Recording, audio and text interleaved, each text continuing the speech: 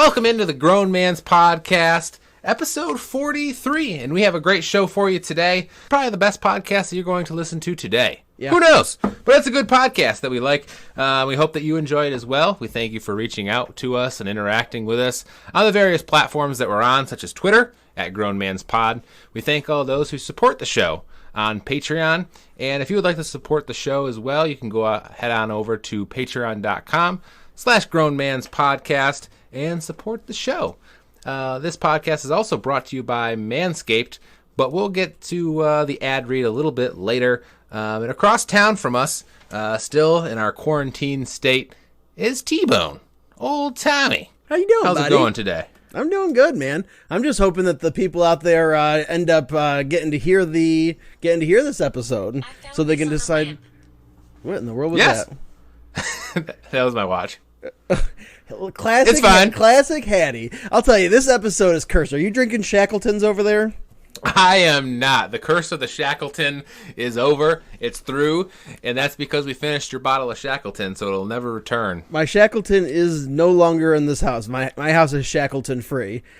People that are longtime listeners of the podcast may know the second episode. Was it the second episode? Second or third episode, anyway.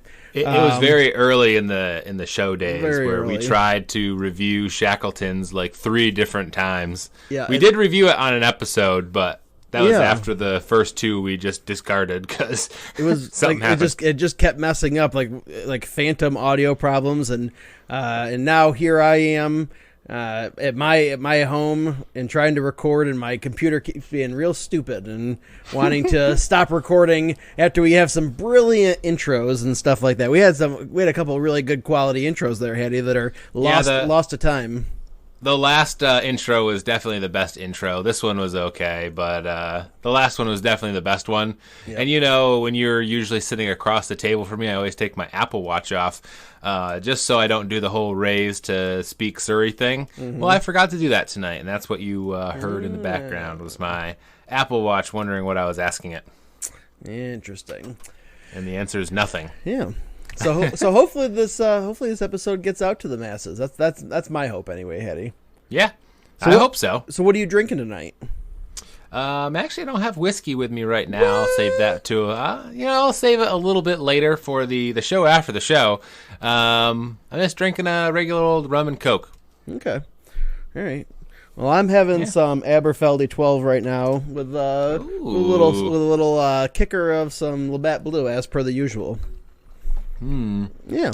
We'll have to hear a little bit more about that in the show after the show. That's right. And hopefully whoever out there is listening right now, hopefully you're doing it from a nice, safe, responsible location, but hopefully you're able to enjoy your own favorite adult beverage as you sit down and enjoy the show. Yeah.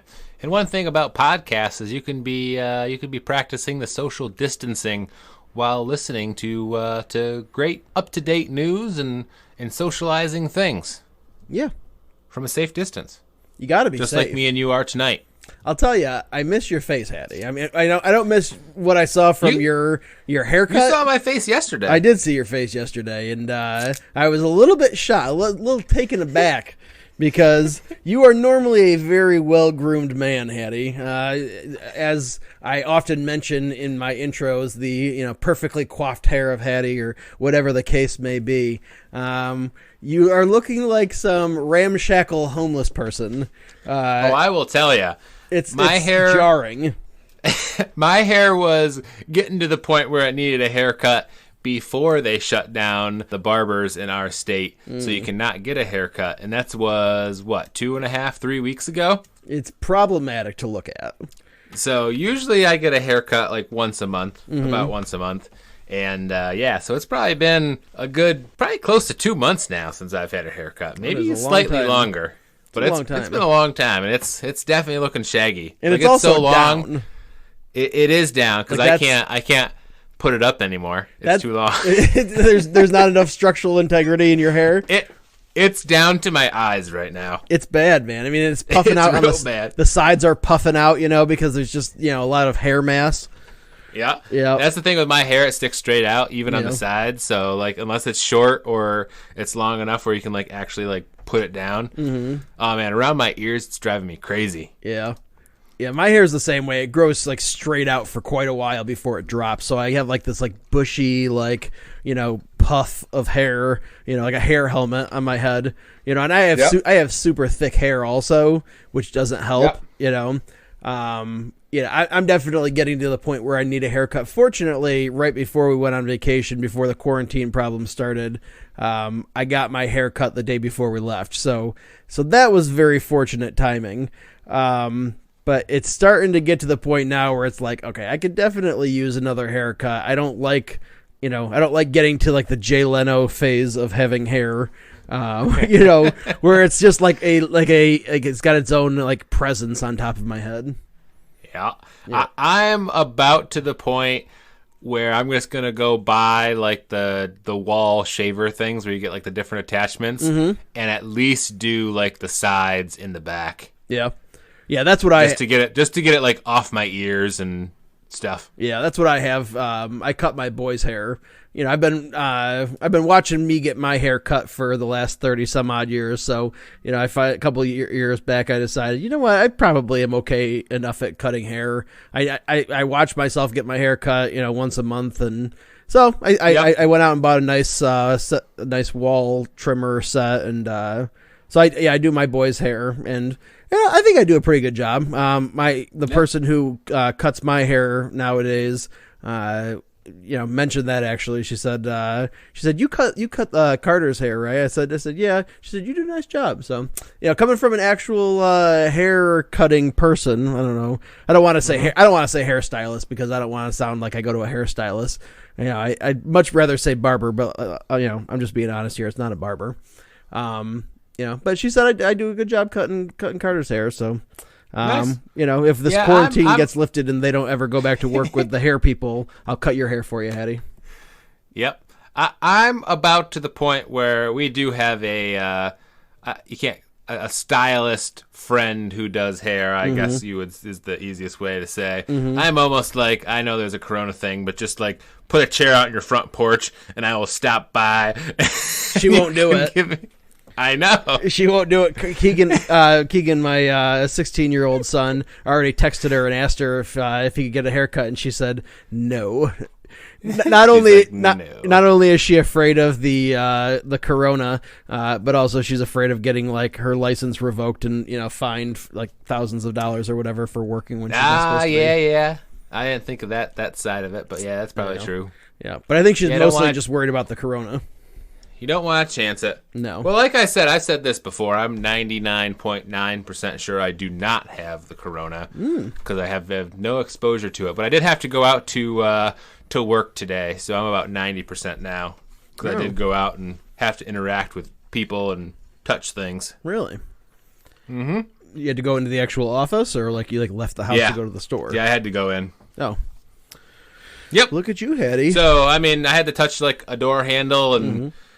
interact with humans. So I'm down to like 90% sure I don't have it because, Yeah. More you're out, more you're touching things, the more chance of exposure you have. So that's what they say. Down to a solid 90% at the moment. Right. Until 14 more days, and then I can be back up to my 99.9% sure. I can't wait for this to all be over. I can't either. I just today I actually just rescheduled our vacation for July, which seems like such a far, far time away. You say our vacation, but it's your vacation. Yes. Ours as in yours and somebody else. I'm not going by myself. True. I'm going with a person. Yes. Yep. So it is our vacation. That is true. It's just, I just want to clarify. I knew that, but I wanted to clarify for our dear listeners that me and you were not going on vacation. Although we should do a vacation, maybe like a weekend road trip or something. Maybe we could do maybe one of these days we'll do something real fun. Yeah, a little pod sponsored by the Grown Man's Podcast. Yeah. But yeah, so I'm definitely interested and excited for this quarantine stuff to be over. I was my life, to be perfectly honest with you, hasn't changed that much since I've gotten back from vacation, other than that I haven't been able to hang out with friends. And like the other night I was thinking, you know what, me and Rachel haven't gone out and done anything, really since we got back from vacation. It's like, we should go out to dinner tonight. And it's like, oh yeah, everything is closed. Yep. You know, it's you can do a solid takeout. Yeah, but I don't want to take out like restaurant food. Restaurant food doesn't travel well, I don't think. Yeah, it's not. I mean, I live like 2 minutes from the restaurant, so yeah. I mean, I live me like getting 15. takeout from a restaurant isn't that bad. But right. Yeah, I can see. Hey, I like our favorite wing place now does free delivery because of all this, and it's real nice. I had that a couple times. Over on I don't know what your favorite wing place is. The one over on Bridge? Woodhouse. Oh, Woodhouse. Okay, I didn't know they were delivering. Yeah, they deliver for free. Nice. Yeah. Because of the Corona stuff, they only do takeout, curbside delivery, and regular delivery. So very cool. We've been hitting them up lots lately. So that's your favorite wing place? Stuff. Oh yeah. Interesting. Oh yeah. I think I gotta stay with Bernie Murray's. You been to Bernie Murray's? Bernie Murray's is better for sure. Yeah. But that's not like you can't get delivery from that. I meant like in our immediate town. Yeah. Bernie Murray's is like I'll be 20 honest, minutes away, 25 minutes away. I'll be honest with you. It's probably as close for me to Bernie Murray's as it is to the Woodhouse because I can pop over the hill over to Elmira there. Yep. I'm up on top of the hill pretty much over like a couple different towns here where I live, where if I head down the hill in a certain different direction, I can get to other places quicker than people that live down in town. But Gotcha. But I'm like 10 to 15 minutes from everything no matter what it is. Yeah, so that makes sense. Yep. Like Woodhouse is 4 minutes from my house, where Bernie Murray's is like probably 30 minutes away. So it's a significant difference for me. Now all I can think about is some delicious Bernie Murray's wings. Now you need to go get some. This is problematic, Hattie. It is problematic. But now that we're good and into this episode, I mentioned earlier that the episode was sponsored by Manscaped. We'll turn it right over to our resident T-Bone for the ad read. Support for the Grown Man's Podcast is brought to you by Manscaped, who is the best in men's below-the-belt grooming. Manscaped offers precision-engineered tools for your family jewels. And one of the things I like best about this kit that they sent us, which is very high quality, and everybody out there that's listening right now, you guys should go over. You can check out our Twitter feed. I did pin a tweet on there with a little video I recorded of opening up and unboxing the stuff that they gave us. But I love how quiet this stuff is. The buzzer there, it's you could have kids banging on the bedroom or bathroom door, and you could be in there taking care of your business. Nobody's gonna be none the wiser. So that's a nice little benefit of there. It's really genuinely highly engineered, really quality product. So, and you can tell that when you're holding it in your hand and stuff. It's got a nice heavy weight to it. That's what you want to see from a product that you're having in close quarters to your old nutsack. So, So anyway, the lawnmower 3.0, they had the 1.0, they had the 2.0. Guess what? Now they got the 3.0. Every single time they've made improvements. This one's got an LED light on it. I really like that. I like the LED light. Yeah, it's nice. I mean, it's bathrooms usually have pretty good lighting, but having that lighting exactly at the point of contact is not bad at all, Hattie. Not bad at all. When I tell you premium, I really do mean premium. The battery is going to last for 90 minutes, so you can take a little bit longer to shave. We got the LED light, which we already mentioned on there. And they've also got a 7,000 RPM motor with quiet stroke technology. That's nice. And let's not forget about the charging stand. So what they do is they send you this nice little thing you can plug in. You can just set it right on there when you're done. Just nice, loud and proud. Just say, you know what? I trim my balls. I take care of myself. So when your parents come over to your house to visit, they'll know, hey, you know what, my son's taking care of business. That's what you want. You want your parents to know about that. That's what I always have wanted my parents to know. Yeah, yep. They're gonna say, I'm so proud of my little Brett there. Making sure that he's taking care of his below the belt grooming. I don't know. Maybe your parents wouldn't say that. I don't know. I don't know if you want your parents to say that. Maybe you live alone. Your parents don't come over often. That's probably a better scenario. But let's not get too carried away and lost here in the weeds. If you're listening to me speak right now, I want you to experience this firsthand for yourself. So trim the junk, get it all taken care of. Make sure that you're taking care of yourself and being a presentable human. Your wife will appreciate that. And if you use our promo code, which is Grown, GROWN, you're going to get 20% off plus free shipping when you go over to manscaped.com. Your balls will thank you. You don't want to get lost in the weeds with Manscaped around. You don't need to. Don't need to. No need. All right. So let's get right into the news. And what's your first item up?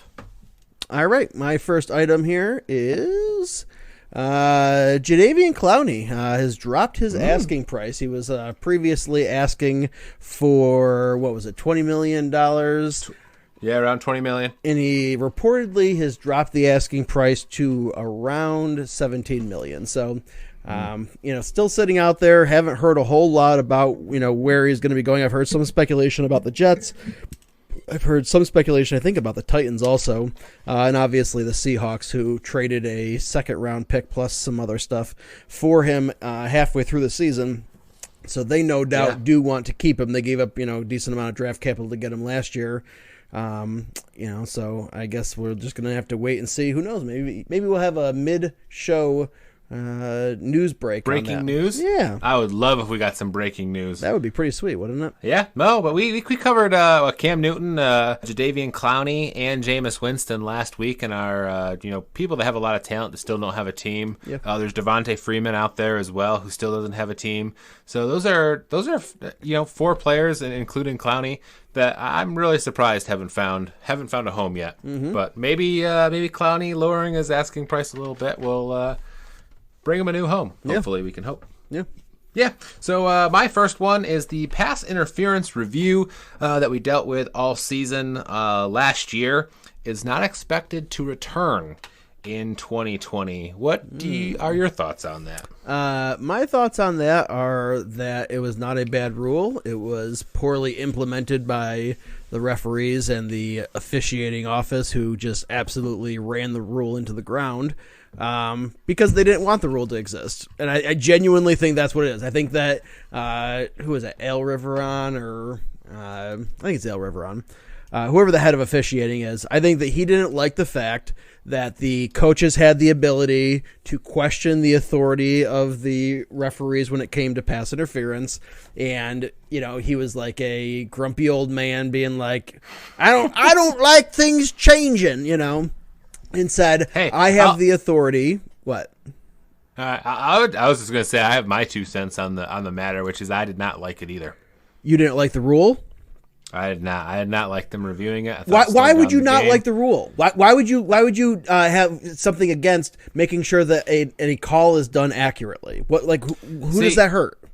There's a lot of calls that are either black and white or ones that are judgment calls. Mm-hmm. And pass interference is probably the most judgment call in the NFL. Mm-hmm. And players, coaches, and the teams have to adjust to what those refs are calling in that game. It's the same thing. I mean, I know you hate when I talk about basketball, but there's crews in basketball. There's usually 3 or 4 refs, and some call it tighter and some call it looser. Mm-hmm. And you just have to adjust. And that's the same way in the NFL with the refs that are calling. If they see like the grabbing and that stuff's getting called, if they see the arm bars, or they see like that they're letting you play a little bit, you work to whatever the refs are calling that day. Yeah, that's great.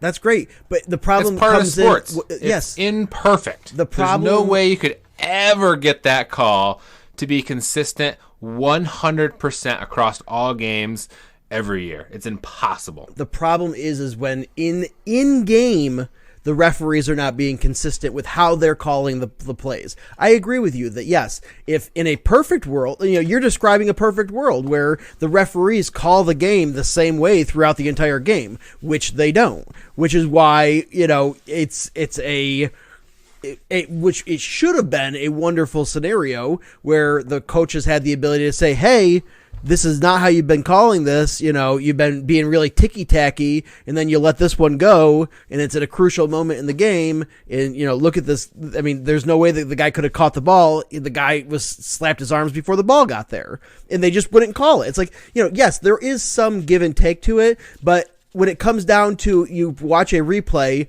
and the guy's bringing his arms up to catch the ball, and the defender hits his arms before the ball gets there, and he can't catch the ball because the defender hit his arms before the ball made contact with his hands, that's clear cut. That is not a judgment call, and those kind of calls were not getting overturned or, whatever the case is, overturned or upheld necessarily. Yep.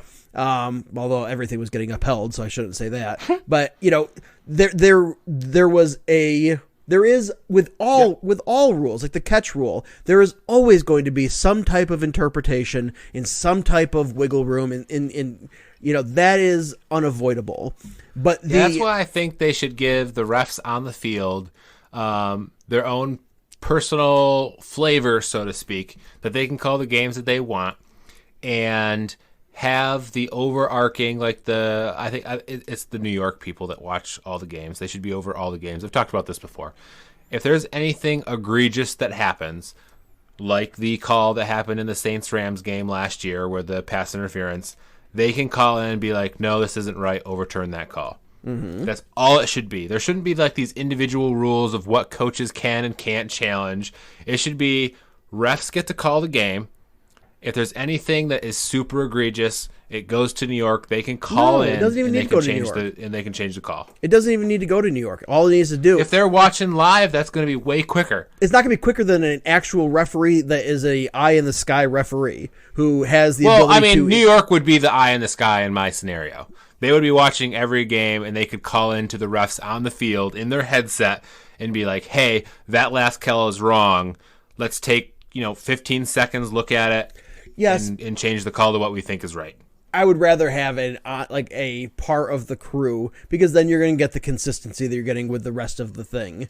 But you know what? Either way is fine. Either way is fine because we have the technology. It's like the $1 Million Man. We have the technology. We can rebuild them. Well, we can rebuild the friggin' pass interference and penalty situation. There are some times where they throw a flag and they are wrong. There needs to be a mechanism in place for a team to be able to be relieved of an egregiously bad call. Sure. But it's the same thing. I think the pass interference and holding calls are the toughest ones. Because if you were to look at 60%, 70% of plays in the NFL, there's an offensive holding. And there's a lot of stuff that goes on with the wide receivers and cornerbacks and or safeties or linebackers, whoever's in coverage, that goes on that doesn't get called. And that comes into to play where it's a game, it needs to move along, and you need to let them play a little bit. When you look at where sports originated I hate that from, excuse. I know it's a bad excuse. But you look at backyard sports. You look at backyard sports, and there's nothing called. If there's something super bad, people will complain, and they'll get a call, and they'll go with it. But usually, to get a ticky-tack call, it never gets called in backyard sports. Sure. It's the same way with pro sports. There's stuff that happens that's annoying, and it's not right, and it is a foul or a penalty or whatever. But, at the end of the day, there's two players, and one player needs to make the play and stop complaining and just get it done. There's no excuses. But sometimes there are excuses. There really isn't. But there is. If you're getting tackled, that's why I'm saying egregious calls need to be called. But at the end of the day, you see a lot of times wide receivers will go down. Egregious calls aren't always called. Yes, and that's part of the inconsistency, which needs to be better for sure. Right. But a lot of times you'll see a wide receiver who gets touched a little bit, and they immediately stop their route, raise their hands, looking at the refs, wondering what's going on. No, finish the play. Go make the play first. And, stop always trying to get the call from the refs and raising your hand and just throwing a fit. Yeah, I agree with that. Go make the play first. Okay. And then if there's egregious stuff, that's where it should go to an overarching ref or back to New York where they're watching every game and say, all right, this wasn't wrong. This was a foul. Call it. But what you're talking about here, Hattie, has nothing to do with the implementation of rules. You're talking about the quality of a player, quitting on a route because they think they're going to get a penalty. That has nothing to do with what I'm talking about, because that is wrong, and that can be coached out from the team, aspect. And if you think that a coach isn't going to grill somebody for quitting on a play because they feel like they got tugged on a little bit and not continuing to try to fight, and finish the play out, I guarantee you that on Monday morning when they go into a film session, they're going to hear about it.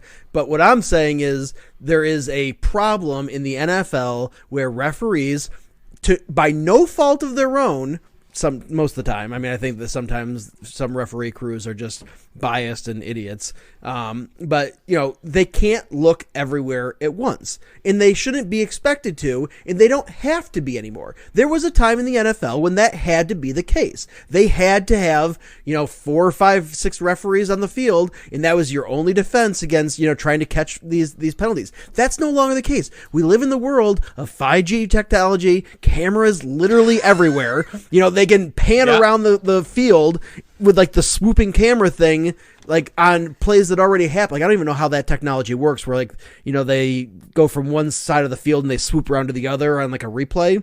I don't understand how that works, but I think they just have cameras everywhere and they just kind of melt the videos together or whatever. Either way, I'm getting off tangent on that, but there is no longer a need to rely so heavily excuse me rely so heavily on the imperfect vision and attention span of 6 guys on the field. Okay, we have the ability to, in real time, have a referee up in the field. If a guy throws a flag, quickly look at the 2, 3, because they're going to stand around and talk about these penalties anyway. Sometimes they stand around and talk about penalties for a minute or more. If it's like it's many minutes. Right. There's no reason. Many minutes. There's no reason that during the time that those referees would be talking about it, we're not going to lose any time. So these people who say, the game would take forever if you did this. No, because the referees still meet and talk about penalties. All you got to do is have a guy with a little dial up in the booth that just rewinds the video 10 seconds, looks at the play and says, yeah, good holding penalty, or no holding penalty, or I can't see. We'll go with what they say in the field. But there's so many times where, you're watching a game and it's like, in an offensive holding penalty, that's 10 yards. And a lot of times it comes on a play where it was positive yardage and it had nothing to do with the play and it wasn't even a holding penalty, but they get called and there's no recourse. It's bad. It needs to be fixed. And now all hope of that is essentially gone, because what are the chances they're going to bring back the ability to challenge penalties? They tried it for 1 year. The friggin' head of refereeing decided to be a cowboy and, decided to not listen to what the rule says and just implement it however he wanted. And now it's gone because people didn't like the way it worked out because he was intentionally tanking it. And now it's gone. And now the NFL is worse for it. Yeah. As I said before, I think there should be an overarching, people sitting in a room looking at all games to make sure everything is more consistent and accurate in the end. I'm passionate about it, Hattie. But we could do a whole episode on just coaches and refs and stuff. But let's move along right to your next news item. All right. Rob Gronkowski won a WWE Championship belt. I heard some speculation while he was still playing that he was thinking about quitting and becoming a wrestler, which I think ultimately is the universe really in its right place if Rob Gronkowski is not like a macho man Randy Savage, like, oh, I'm gonna break you in two, brother, like that kind of thing. Like, I think that's the final resting place of Rob Gronkowski for his career is the WWE. Don't you think? Sure. I mean, he gets to play the macho man without any chance of injury, or a very, very low chance of injury in the WWE, since it's all staged and fake anyway. Yep. So why not? I mean, it's pretty much a macho man acting gig that he can make a lot of money at and be himself, and I think that's a perfect fit for Rob Gronkowski. And everybody loves Gronk. Perfect fit. Even me, a Jets fan, loves Gronk. So I love Gronk. He's got a special place in my heart for just being a cool dude. He's a lovable buffoon. Yep, he's definitely Gardner Minshew and Rob Gronkowski have a special place in the Grown Man Podcast's heart. Yep, that's true. Good to talk about. It's a good story. Yep. Like it. Did you watch wrestling growing up? I did not, no. I did Never not. really had an interest in it. Me either.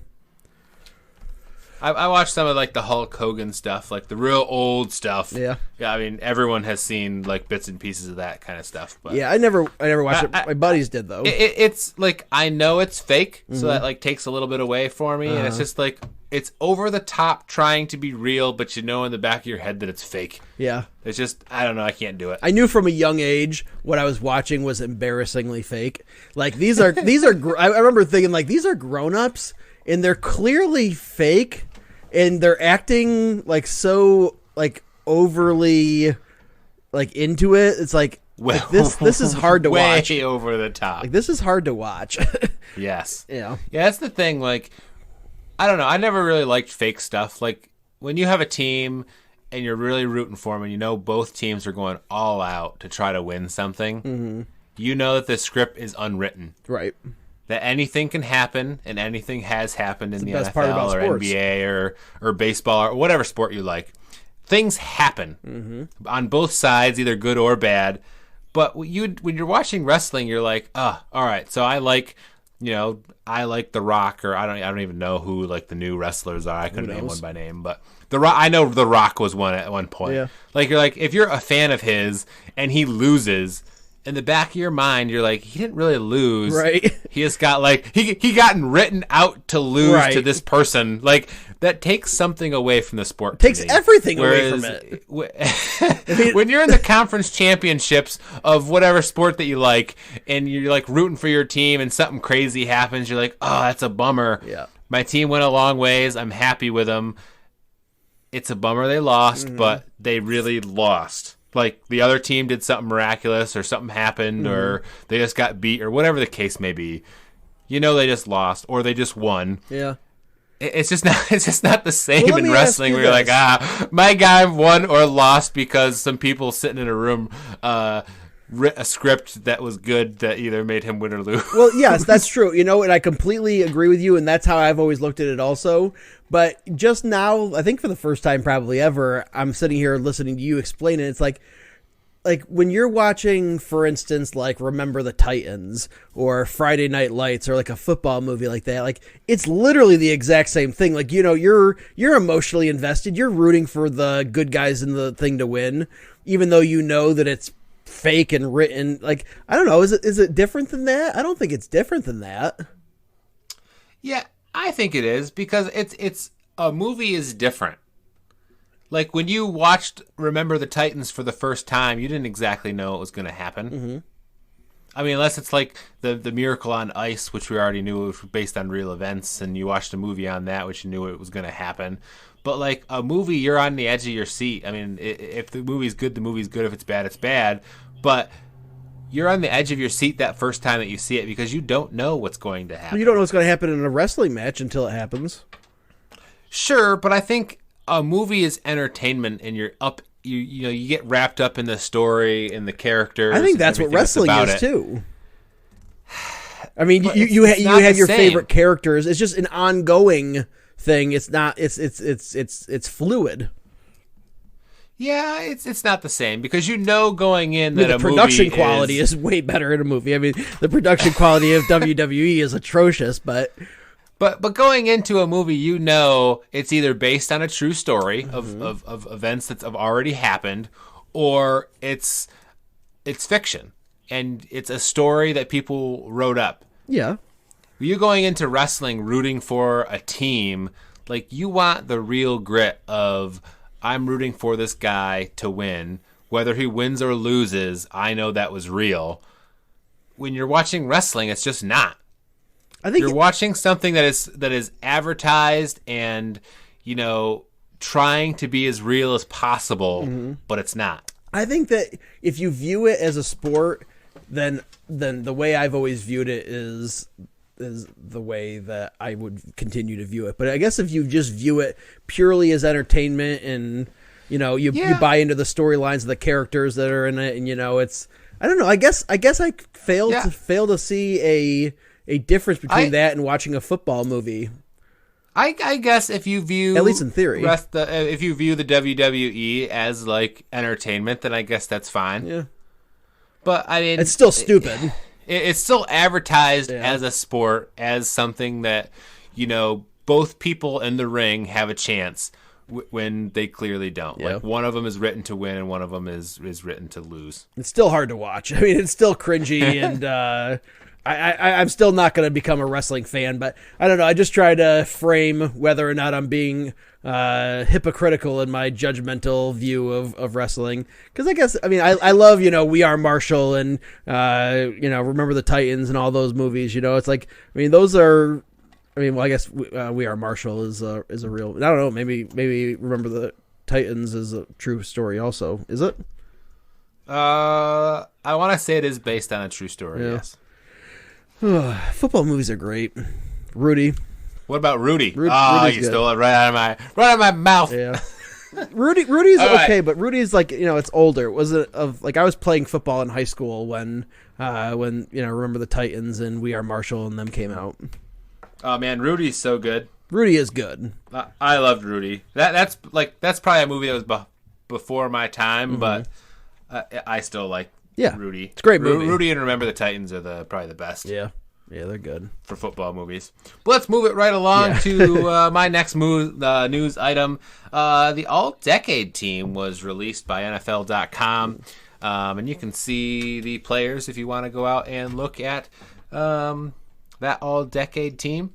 One of the things that a lot of news outlets have been saying is that Drew Brees was not put in the All-Decade team. And this is only for 2010 to 2020, so it's just the last decade. The best players at each position. There's only 2 quarterbacks, 4 running backs, 4 wide receivers, a flex, 2 tight ends, and then your offensive guards and tackles and centers and all that. But usually it's just about 2 players per position, with the exception of wide receiver and running back. Right. I mean, a lot of people think that Drew Brees got a little bit slighted in the pick, and I don't necessarily think that. I mean, so who got it? Two, Tom Brady and Aaron Rodgers. Okay. Which I think from 2010 to 2020 were the best quarterbacks. I think Drew Brees is right there, probably number 3. He's definitely close. number 3. If I think. Well, when did Russell Wilson come into the league? He hasn't been in the league I don't for 10 care. years, right? I don't. Even if he has been, he's not at Drew Brees' level. Yeah, that's true. I mean, I would Brees still put is Drew Brees number 3. Drew Brees is amazing. I mean, Drew Brees has put up list 5 touchdown, 500-yard games and stuff. I mean, Drew Brees he's a statistical monster. And I think that if you were to look at just the stats, I feel like, he would have the ability to edge out maybe Rodgers, purely from because Tom Brady's a lock for it. I mean, there's nobody that's going to argue that Tom Brady doesn't get in. But yeah, Brady and Rodgers and Brees, they're really close in my book. I don't think they're close. I do. Honestly, I don't. I do. I think Rodgers is a full step above Brees. Like, not taking away anything from Brees. Well, you're taking away an entire step. Well, I mean, a much deserved step. And I mean, Drew Brees is a short guy, so taking away a step for him, that really, he needs that. He wouldn't be able to see any wide receiver if No. he was a step shorter. Yeah. Like, Drew Brees is great. I love him. I think he's a great quarterback. He's been great throughout his career. Rodgers is just better.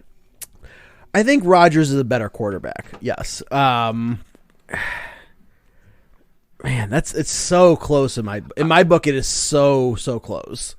Yeah, I think Rodgers does edge him out. Tom Brady and Aaron Rodgers, obviously, those are the top 2, and then I think Drew Brees is the next step down. I don't think there's many a step people down in the step with Drew Brees, but he's a step down from Tom Brady and Aaron Rodgers for sure. But you have to understand, take in during that all things into account. During those 10 years, Drew Brees played with one of the worst defenses in the league almost the entire decade. I mean, which favors him slightly. It does favor his statistics. It does not favor him, as far as playoffs and Super Bowl rings. Yeah, and how many does he have from 2010 to 2020? 0. I don't know. When did he win his? 2009. 2009. Well, technically 2010 because the Super Bowl's played in February. So but booyah! It was a 2009 season, Yeah. which is what this was based on, was the seasons. Yeah. So Drew Brees has been statistically awesome for the last 10 years and has 0 Super Bowl wins. Yeah, well, I mean, how many Super Bowls does Aaron Rodgers have? 1. Right. You know. Which, I mean, Super Bowls isn't everything. I'm a big proponent of Super Bowls are not everything. I think Super Bowls are everything. I mean, let's face it, that is the end-all, be-all in every single season. That is the end-all, be-all for every season, true. But I don't think you can base one player's success on Super Bowls. Well, I'm sure that you would say. I'm sure that you would say that because Aaron Rodgers only has 1 Super Bowl ring. Well, sure he does. There's a lot of players that don't have very many Super Bowls. You have to remember that football is absolutely a team sport. It is, yes, of There's course. 52 players on every team, and I think if you are a great player, you can will your way to 1. Yeah.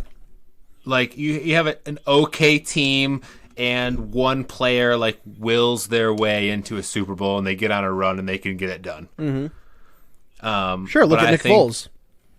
Yeah, I mean, he's not. I wouldn't consider him a great player. Nick Foles, you look at. I mean, Aaron Rodgers only has 1. Drew Brees only has has 1. Eli Manning. Eli Manning has 2, and I would not consider Eli Manning even.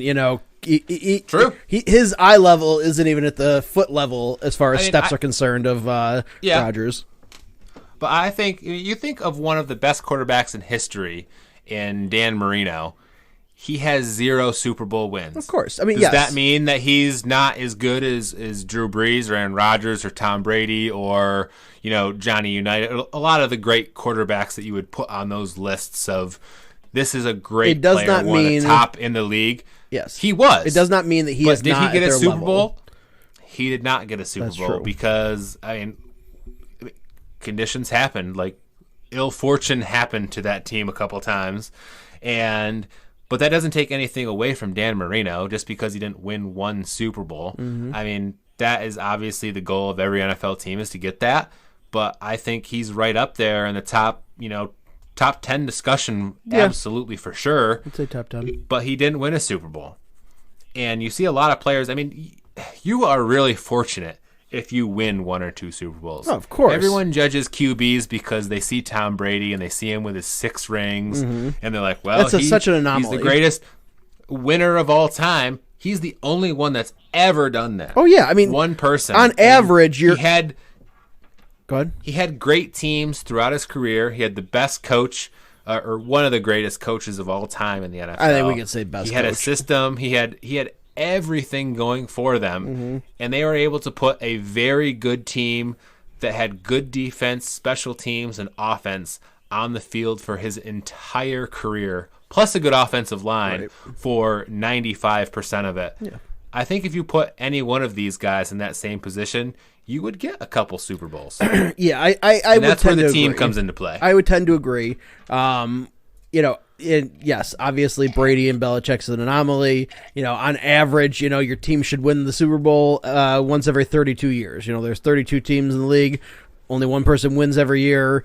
So if your team is winning a Super Bowl more than once every 32 years, so essentially, at this point, if your team has 1 to 2 Super Bowl rings, you're ahead in your lifetime, or over the course of the NFL Super Bowl history. Yeah. Then you're if you have 2, if your team has 2 Super Bowl wins, your team is ahead of above average.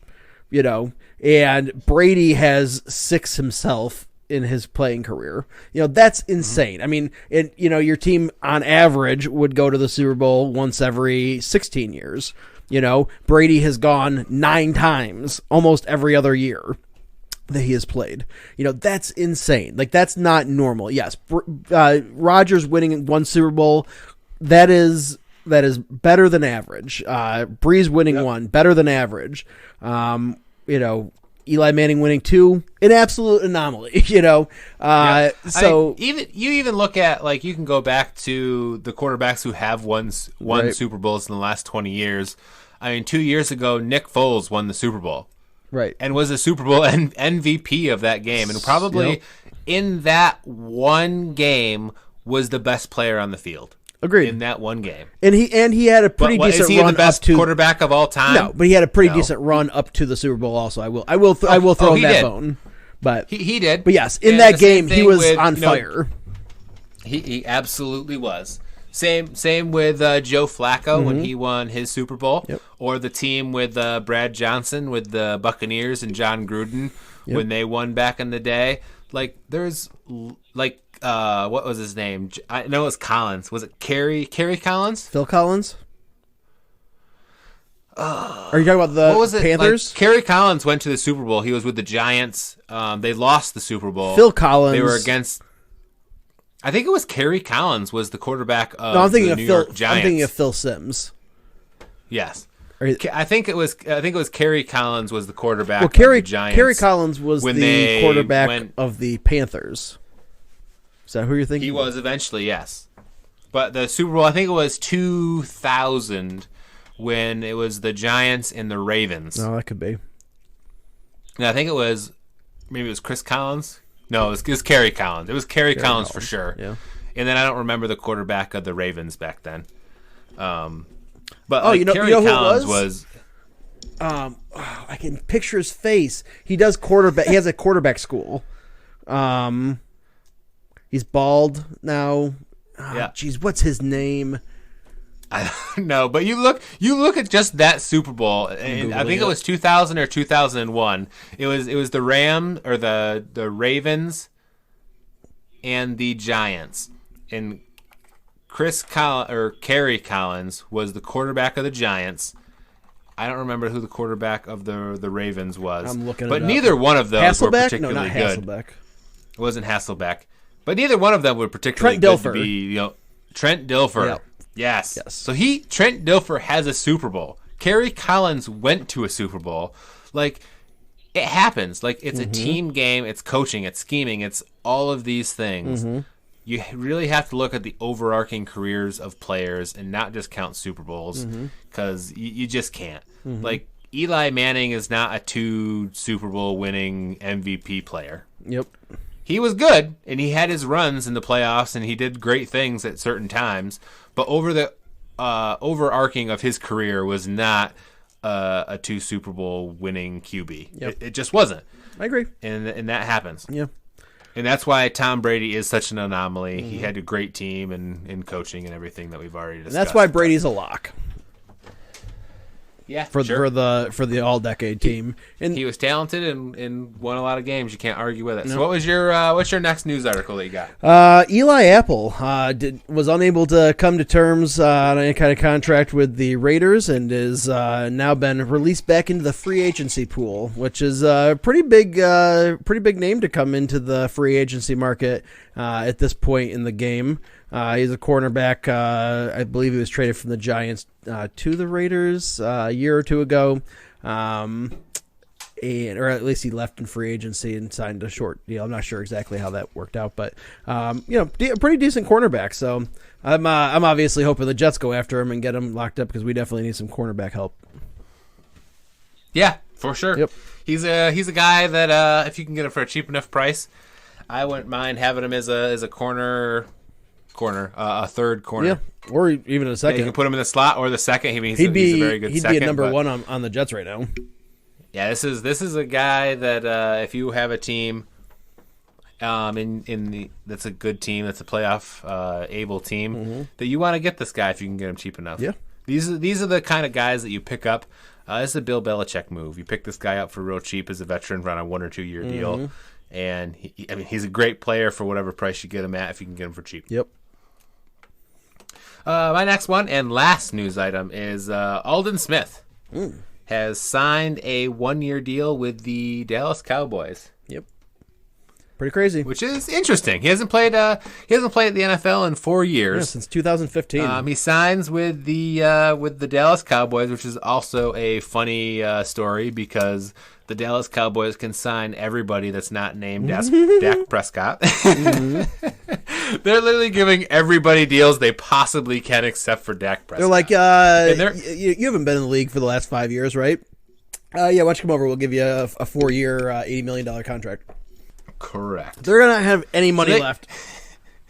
I know. They're not going to be able to pay Dak Prescott. So they can get this guy. So just to give you a rundown of Aldon Smith. So this is the Dallas Cowboys' newest signing, who is a great defensive lineman. He has great skill. He's had some injury things that have happened to him, but he's also has a ton of off-field issues. So he got a suspicion of driving under the influence in 2012. He got a DUI in 2013. There was an issue with him possessing an illegal assault weapon in 2013, making false bomb threats in 2014, was given a 9-game suspension by the NFL for violating the league's personal conduct policy and substance abuse policy. That was 2014. Another DUI in 2015. Again, in 2015, another DUI. And then he was suspended by the NFL for 1 year, again, for violating the NFL policy on substance of abuse. So in 2016, he also got an indefinite suspension from the NFL. 2018, he turned himself in to San Francisco police because he was booked on domestic violence-related charges. So you look at this guy. I mean, he has like pretty much every year since 2012. 2017, he didn't have anything. He's had some sort of off-field issue, which is just crazy to think of. He hasn't played in the NFL in 4 years. And the Dallas Cowboys just go and sign him. I don't know. I think the Dallas Cowboys have bigger fish to fry and things to get done within their organization than signing a guy like this. I just don't see it. The Dallas Cowboys are America's team, and they need things to go right for them, and they sign a guy like this that's not a good message to send to your team. I just really don't think it's a good message. I mean, Aldon Smith is unquestionably talented in everything that he's done, but you just got to have something.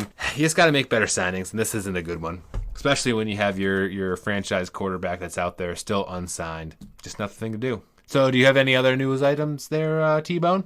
All right, so next item up I have here, and you're all done, right, Hattie?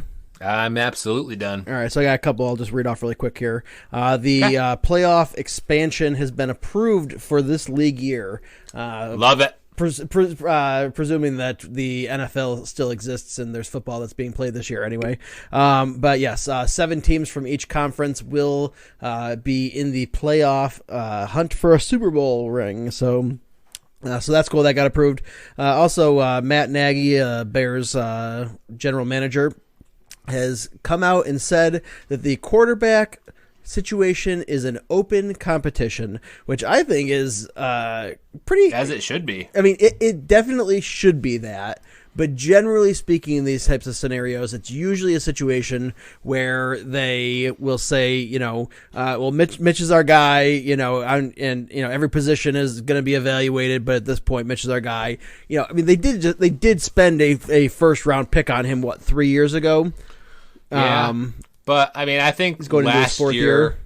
I think last year was his. That was the final straw. Mitch Trubisky's our guy. Yeah. And now it's all right. You didn't prove yourself. Right. Now we're bringing in somebody to really push you and, right. and make you either the quarterback of the future or you're getting benched for somebody else. What do you think the chances are that Trubisky is starting on week 1? 40%. You think 40? Yeah, I give that's pretty Nick good. Foles 60. That's a good percentage. I like that. All right, and the last item I have up here, Roger Goodell released a press release or whatever today where he said essentially all football operations are going to cease indefinitely while the coronavirus situation is working itself out, and no teams are to be conducting any kind of business at team facilities. Everything has to be done remotely, but did reiterate that the draft would take place as it's supposed to be. Mm-hmm. Yeah, I think the draft's going to be kind of interesting this year, which we'll get into on Thursday's episode. We're going to talk about that a little bit, but I think it'll be interesting to go over. Mm-hmm. Yep. Yeah. If there even is a Thursday episode. At this point, there is a Thursday episode. Might be because our listeners, they hopefully don't know, but throughout this entire episode, we have had technical difficulties with the recording on my end. So hopefully, I can edit out at least 95% of the badness. But we'll see. I feel bad for you this week, Hattie. There is going to be a lot more editing work on your end than there normally is, trying to piece this stuff back together where we had to start and stop and stuff. My tomorrow is going to be a nightmare. Yep. I just know it. So if you want to really show Hattie your gratitude for having an episode of the Grown Man's Podcast that sounds cohesive and well put together, you can go ahead and support us on Patreon. Give us $1 a month, and that'll do a nice job of letting Hattie know you appreciate him. Or you just Twitter. Or just interact with us on Twitter at Grown Man's Pod. That's good, too. Yep. Well, I think that concludes this Tuesday episode of the Grown Man's Podcast. We're going to roll some music and get into the show after the show. Mm-hmm. But thank you for listening, and have a great night, afternoon, or what other time of the day when you are listening to this podcast. Just have a great one. Yes. Probably not morning, because you're probably going to listen to it in the morning, and then it'd be afternoon. But okay. Maybe you're an early riser. Get up at 6 a.m. and get this thing over by 7. Could then be. Have a good breakfast. Who Could knows? be. Or listen to it during breakfast. Yeah, that's probably a good idea too. If you're listening to us first thing in the morning, don't do that. Just you need to rethink your life choices and make better ones. We're a little much that early in the morning. Yeah. You gotta wait. Nobody needs to be hearing my voice first thing in the morning. At least until after 8 a.m. Yeah. Yep. Please. Thank you for listening, and tune in next week. Roll the music, Hattie.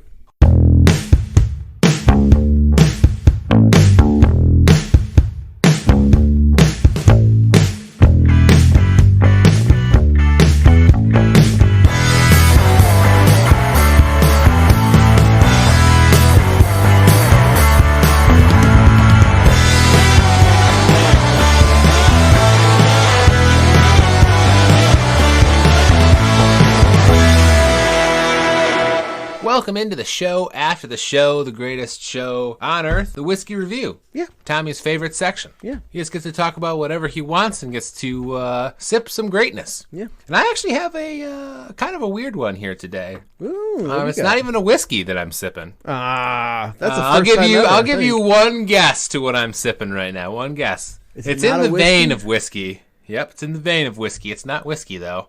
Oh, I'm gonna guess a Cavassier. Oh, and you're gonna hit yourself when I tell you what it is. It's a cognac. Cavassier is a cognac. Oh, all right. I didn't know what a Cavassier is actually. Yeah, I'm pretty sure. Anyway, let me Google it just to make sure that I'm not talking out of turn here. But yeah, one of the things that was missing in my liquor collection, I've been looking up since we've been on quarantine. I've been looking up a few more drinks lately for it's a cognac. My drinking pleasure, and a lot of recipes that I looked at that I wanted to try involve some cognac in them. So I finally got one. We just got the Hennessy. It's just the regular Hennessy, whatever that one is. The very special cognac is what it says in the bottle. The VS, yes. Okay. Yeah, it's not too bad actually. Okay. I don't mind it. All right, yeah. So I did guess it correctly, Hattie. So that's what I'm sipping today. Are you impressed? Because Cavassier is a cognac. I am impressed. I'm a little impressed myself because I don't think I've ever seen you have a bottle of any kind of cognac at your house. I've never had one until a couple days ago. Interesting. It's Before so Cavassier is a kind of cognac. It's a brand. It's a brand of cognac. Okay. Yeah. All right. It's a premium. So it's like Hennessy or Yep. Remy Martin or those. Exactly. Back when I got married, me and my wife went on a cruise for our anniversary, or for our honeymoon rather. And I didn't, I was 20 years old when we got married, and I didn't know anything about whiskey or anything like that. I just remember watching The Ladies' Man, hi, this is The Ladies' Man, from SNL, and he always used to drink Cavassier, so when I went on my honeymoon and I was able to drink on the ship, I was like, yes, I will have some Cavassier, so I drank a metric butt ton of Cavassier on my honeymoon, long before I had any kind of appreciation for liquors or anything like that. I just thought it was funny, and it came in like a big goblet, style like sniffer, like the big bulb on it, kind of looks like a giant wine glass sort of thing. So you actually know what cognac is? I do not know. It sips and tastes in the vein of whiskey. It does, yes. Or brandy. It's probably, I would say, a little bit sweeter. Yes, it definitely. On the tongue. But cognac is actually a specific type of brandy that is produced from distilled white wine. No. Yeah. Really? So it's brandy produced from distilled white wine is what it is, which Wow. is weird because cognac is, the amber color like a whiskey is, Of course, and all that kind of stuff, but it must get it all from the wood. Because it has to be distilled twice, it has to use copper pot stilled, and it must be aged in French oak barrels for a minimum of 2 years. Interesting. To be called a cognac. So those are that's what it needs to be Very called a interesting. cognac. I like it. Yeah, Very which is cool. actually surprising. I guess you could probably get some flavors out of wine or whiskey or cognac that have some crossover, but I would never guess that cognac was produced from white wine. Just tasting it anyway. All right, and unfortunately, Tommy's having a little bit of technical issues getting his recording going, so we're actually going to have to end the episode right there. But he would have loved to share with you that he was drinking the Aberfeldy 12, which he said is very delicious. He would love to share more with you, but maybe in a future podcast we can share a little bit more. It is one that we reviewed on a podcast. But we do thank you for listening to the Grown Man's Podcast and staying tuned after the music and the show after the show. And we thank you to our Patreon supporters. If you would like to support us on Patreon, please do so at patreon.com/grownmanspodcast, and also interact with us at Twitter at grownmanspod. Thank you so much for listening. This episode was also brought to you by Manscaped. Thank you for listening, and your balls will thank you if you go to manscaped.com and look at some of the products that they have there and order anything that you would like. And if you use our discount code, which is GROWN, GROWN, it'll give you 20% off and free shipping on your first order. And we'll see you on Thursday.